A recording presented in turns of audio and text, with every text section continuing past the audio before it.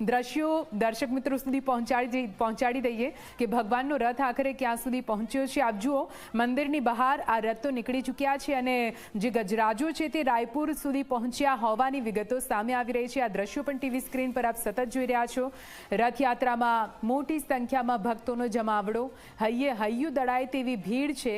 ઘણી મુશ્કેલી પડે તેવી સ્થિતિ છે, છતાં પણ ભક્તો અહીંયાથી ખસતા નથી। ભક્તો મીટ માંડીને બેઠા છે કે ભગવાનના રથ જલ્દીથી તેમની વચ્ચે પહોંચે અને ભગવાનના એ અલૌકિક રૂપના દર્શન તેઓ કરી શકે। આજનો દિવસ ખાસ ભક્તો માટે એટલા માટે પણ છે કેમ કે આજે ભગવાન સામેથી દર્શન આપવા નીકળ્યા છે અને વર્ષમાં આ દિવસ માત્ર આજે જ એટલે કે અષાઢી બીજના દિવસે જ આ અવસર આવે છે।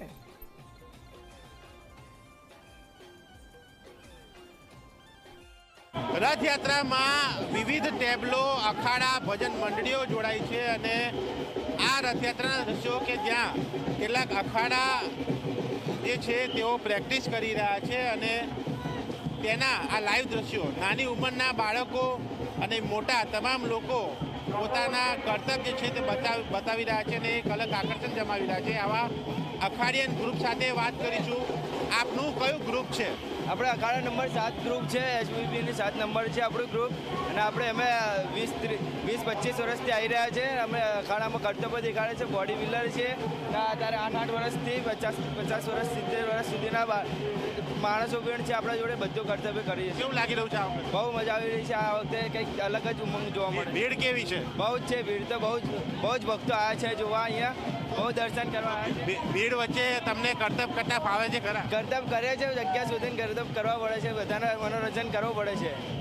એટલે ભીડ છે એમાં જગ્યા શોધીને કર્તવ્ય કરવા પડે છે, પણ તેની પહેલાં આ જ્યારે રથયાત્રા શરૂ થઈ ત્યારે જગન્નાથ મંદિર પરિસર ત્યાં આ પ્રકારે અખાડિયનોએ કર્તવ્ય બતાવ્યા, એક અલગ આકર્ષણ જમાવ્યું। ભજન મંડળી હોય કે પછી અખાડિયનો હોય, તમામ લોકો આ રથયાત્રામાં જોડાયા અને આ રથયાત્રાની જોરોશોરોથી ઉજવણી કરી છે।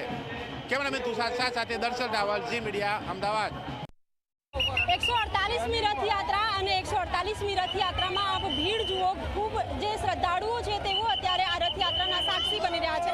સાથે જ જે એએમસી છે ત્યાં સુધી તમામ જે ટેબલોસ છે તેઓ પહોંચી રહ્યા છે પ્રસાદી, કારણ કે ટેબલોસમાંથી મળી રહી છે તો તમામ જે શ્રદ્ધાળુઓ છે તેમની ભીડ પણ એટલી જ બધી જોવા મળી રહી છે। હંમેશા ગજરાજનું જેવું ધ્યાન રાખતા હોય છે, એમની સાથે પણ વાતચીત કરીએ। ગજરાજ રથયાત્રાની પ્રસ્થાન કરાવતા હોય છે અને અત્યારે પણ આગેવાની અમને જ લીધી છે, શું કહેશો? અત્યારે જગન્નાથ મંદિરથી કૃષ્ણ, સુભદ્રા અને બળદેવ નગરજનોને ઘર ઘરે જઈ અને પોળે જઈ સરસપુર સુધી મામાના ત્યાં જશે અને ત્યાં બધાને લાઈવ દર્શનનો લાભ મળશે। ત્યાંથી પછી સાપુર થઈ અને નિજ મંદિરે પાછું ફરશે। બસ સર્વેને દર્શન કરવા પ્રેમથી આનંદ રાખો।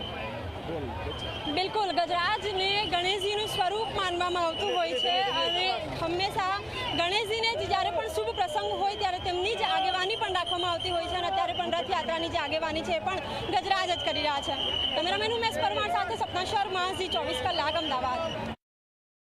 રથનું પ્રસ્થાન થોડીક જ વારમાં થવાનું છે। મંદિરની બહાર રથ ઉપસ્થિત છે, પરંતુ એના પહેલાં જે ગજરાજ જતા હોય છે એ ગજરાજ છે થોડીક જ વારમાં ત્યાં પહોંચી ચૂક્યા છે જમાલપુર ખાતે અને હવે એક પછી એક ટેબલો જઈ રહ્યા છે અને આ ટેબલો છે, ટેબલોમાંથી લોકો છે કે જે ભક્તો અહીંયા ઊભા છે તે લોકોને ચોકલેટ્સ આપી રહ્યા છે, જાંબુ આપી રહ્યા છે, મગ આપી રહ્યા છે અને જય રણછોડ માખણછોડના નાદ સાથે અહીંયા આપ જુઓ ભક્તોની ભાવિક ભીડ જોવા મળી રહી છે।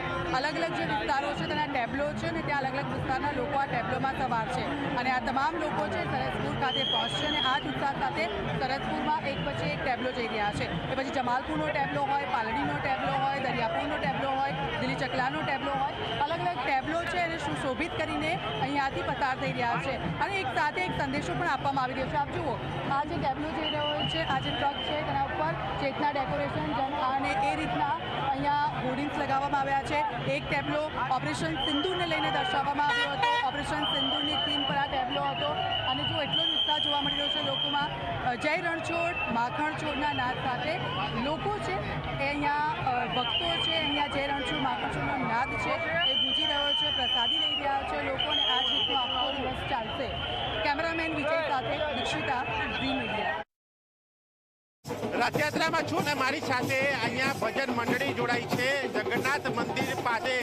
અલગ અલગ મંડળીઓ અહીંયા હાજર છે અને આ જોઈ શકાય છે મંડળીને કે જેઓ ખંજરી જે કહેવાય છે, જે વાજિંત્રા કહેવાય છે, તેની તાલે ઝૂમી રહ્યા છે અને આ રથયાત્રાની જે છે તે ઉજવણી કરી રહ્યા છે. અલગ અલગ મંડળીનો અલગ અલગ માહોલ, અલગ અલગ આકર્ષણ, અલગ અલગ તૈયારી ત્યાં જોવાઈ રહી છે. અને આ જે છે કૃષ્ણ મંડળ, જે શાહપુર વિસ્તારનું આ મંડળ છે, તેમની સાથે વાક્યું. બેન, કેટલા વર્ષોથી તમે આવો છો? બહુ ટાઈમથી બધા ટાઈમથી આવીએ છીએ અમે ભગવાનના દર્શન કરવા આવીએ. કેવું લાગે? બહુ આનંદ આવે. શું કહેશો બેન? ગાંધીનગર 25 વર્ષથી આવીએ છે. બધી મનોકામના ભગવાન પૂરી કરે છે. હા, બધાને શક્તિ આલે છે ભગવાન. બહુ છેક સુધી જાઓ? સુધી જવાનું. શું કેવું તમારું બેન? આમાં 30 વર્ષથી આવું. ભગવાનના ભજન છે જે તમને યાદ હોય, જે તમે ગાઈ શકો? જય રણછોડ માખન ચોર, જય રણછોડ માખન ચોર.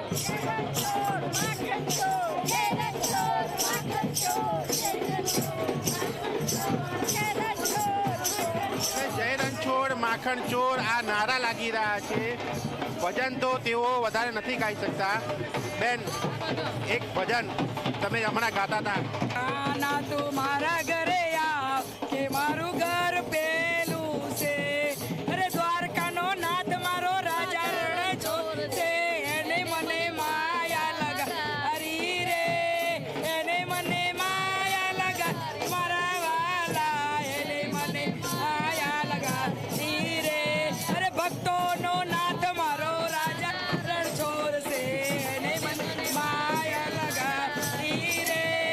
રાધાનો સામ મારો રાજા રણછોડ છે. એને મને માયા લગા હરી રે. મીરાનો ગીરધર નો રાજા રણછોડ છે. એને મને માયા લગા હરી રે. કેટલા વર્ષોથી આવો છો તમે? 20 વર્ષ. 15 વર્ષથી આવીએ છે. અમને બહુ આનંદ લાગે. આ ભગવાન અમને બહુ પ્યારા છે.